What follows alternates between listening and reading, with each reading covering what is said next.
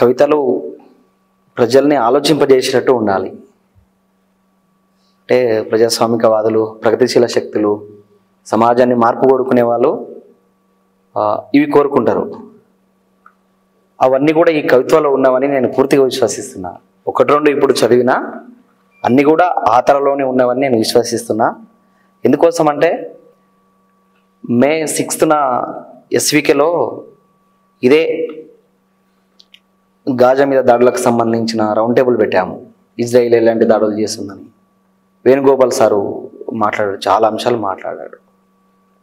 మాట్లాడిన అంశాల్లో సారాంశం చాలా పెద్దగా ఉన్నా షార్ట్ అంశాలు ఇక్కడ కనబడుతున్నాయి, కళ్ళకు కట్టినట్టు. ఇంతకుముందు మిత్రుడు చదివాడు, నేను బడికి వెళ్తాను అనేది ఉంది కదా, వాళ్ళ చెల్లె దేహం ముక్కలైనట్టు ఉన్నాయి బడులు అనేది.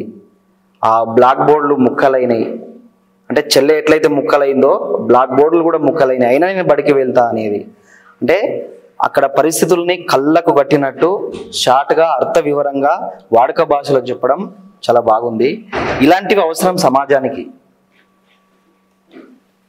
నేటి తరం విద్యార్థులు, యువకులంతా రకరకాల కారణాల చేత, పరిస్థితుల చేత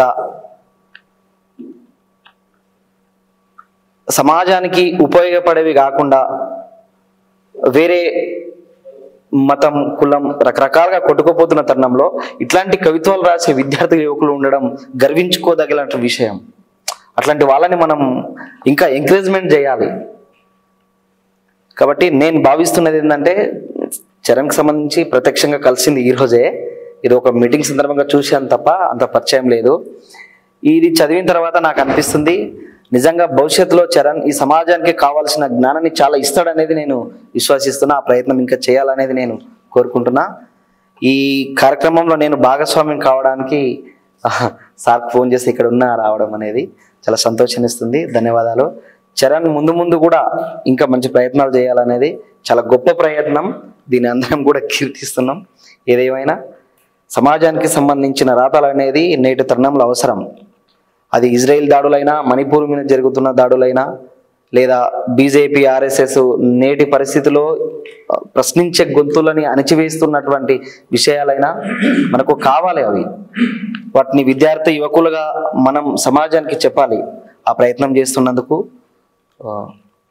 చరణ్కి ధన్యవాదాలు తెలియజేస్తూ నాకు అవకాశం ఇచ్చిన మీ అందరికీ కూడా ముఖ్యంగా అభినందనలు.